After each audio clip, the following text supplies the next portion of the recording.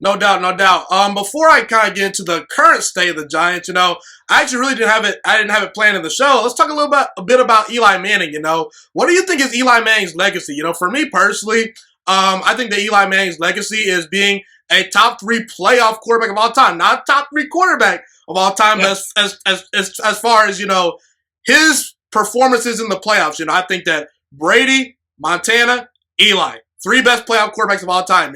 What he did in those two playoff runs, beating Aaron Rodgers, beating Tony Romo, going on the road, beating a very good 49ers team, knocking off the Patriots twice. That's his legacy. And I think that really his legacy also is the longevity. He really wasn't ever a top 5 quarterback of all time, top 10 quarterback for the most part throughout his prime, but he was reliable, he was durable, he was a great leader. And I think that he's arguably one of the most underrated quarterbacks of all time just because he is top 10 in mostly every single statistical category out there. I understand that he played sort of in the era where, the numbers really started to compile and whatnot, but I mean, you got to give him some credit. I mean, people say, oh, he played a long time. Well, how come your quarterback can't play for 15, 16 years and barely miss a game, So I think that Eli Manning is definitely a legend. Not quite a top 10 quarterback of all time, just because at his peak, he never was like Aaron Rodgers. Yeah. He never was Brady. But I think that he's definitely an underrated quarterback, definitely. What's his legacy to you? I agree with you. I don't even think it should be a debate about, and obviously I'm biased. I'm a Giants fan. I'll be the first to say it, but that's my honest opinion. I think people look too much at the stats, even though, like you said, if you could go both ways. You could go playoffs, you could go Super Bowl accomplishments, you could go stats. And some people point to the fact that he didn't get hurt, so he compiled stats. But that's one of his biggest strengths. The fact that he was able to stay on the football field. We've already seen it, 4 games Daniel Jones has missed since he's entered the league.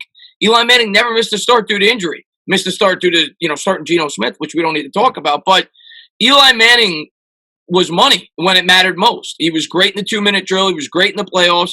He handled the New York media perfectly. That's something that needs to be said, too. There's a lot of quarterbacks that can't handle the New York spotlight, whether it's football, basketball, baseball. Not everybody could succeed in New York. Eli Manning handled it beautifully. I remember when he first came into the league, people used to pick on him for the all shucks attitude. They said, oh, he could never make it here. He doesn't got that fire. Well, Eli was always himself, and he never folded to the media. He never folded to the fan base. He always believed in himself. And yeah, I mean, you can't discount what he did in the big spot. And I agree with you for the most part in terms of regular season. He was always like a fringe top 10, 8 to 10 quarterback in the league, during the best times of his career for about an 8-9 year stretch. 2011, all year, was one of the top 2 or 3 quarterbacks in the sport that year. Obviously, Rodgers had, but Eli that year was phenomenal. I think he had the most fourth quarter comebacks ever, if I'm not mistaken, in a regular season. And you guys needed it because you guys were like a 10-win or a 9-win team, right? 9-win, and we were bad. That was a bad team. Go back, look at the numbers. We were 27th in total defense, 32nd in total rushing offense. He put the team on his back that year, him and Victor Cruz, and he had a number of big comebacks in the regular season. I think about the Patriots game, Jake Ballard catching the touchdown in New England at Gillette before we beat him in the Super Bowl. There was a number of others. He was money that year. He was great. But overall, yeah, I'd agree with that assessment. I'd say he was always consistently between like 8 and 12 at the quarterback position. But you knew what you were going to get from Eli. He was a guy that was going to be a leader. He was a guy that was going to show up every single Sunday. And when it mattered most, he was going to win. He was going to get the job done. And you look at the laundry list of quarterbacks, like you said, he knocked off.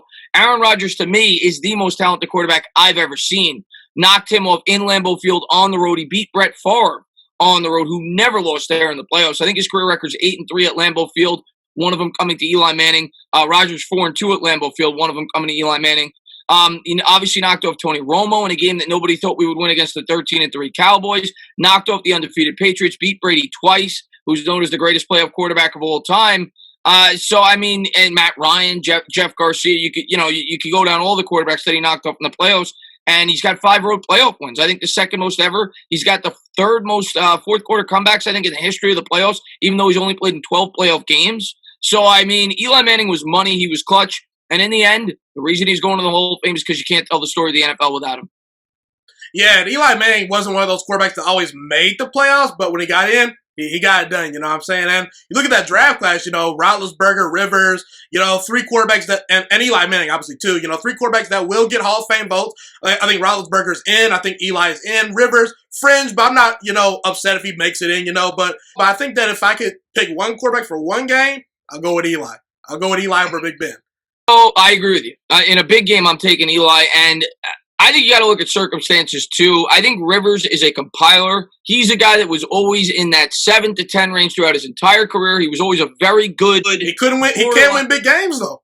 Can't win big games. He also played in sunny California. I always say that. Put Eli in sunny California. Stats probably a little bit better. Ben, I don't know how Ben would have handled the New York spotlight. Plus, you look at his playoff numbers. They're not that good. They're just not. People forget he got carried to the Super Bowl his second year in the league. He had a great team. You look at the team Pittsburgh always had around him. You're talking about a top 5 offensive line, top 5 defense his entire career. So, yes, most people are going to say Ben's the best, and I understand it. He played. He was a better quarterback later into his career.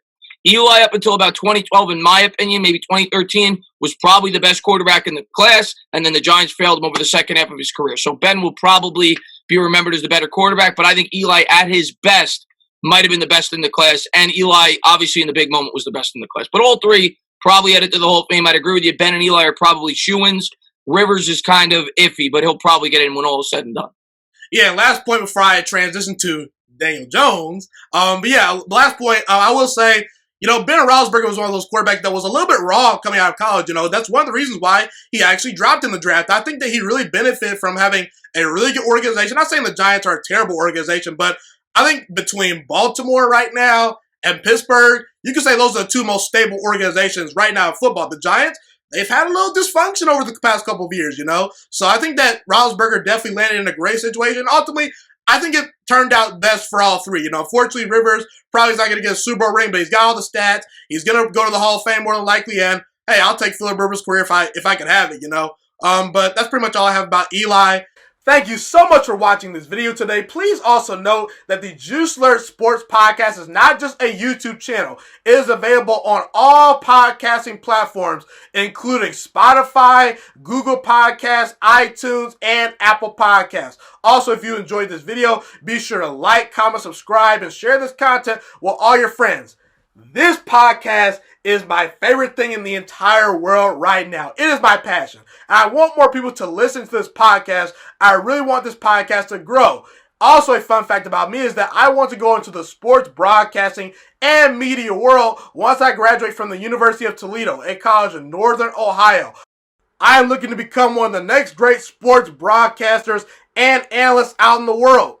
And I potentially would like to start my own network if this podcast really truly grows. Or if I fall short of that goal, I would love to work for a big-time network like ESPN or Fox Sports 1. I am open to all networks. So if you believe in my dreams and you see or hear my passion through the screen, be sure to tell all your friends about the Juice Alert Sports Podcast. Stay motivated, you guys. Have a God-blessed day, and I'm out.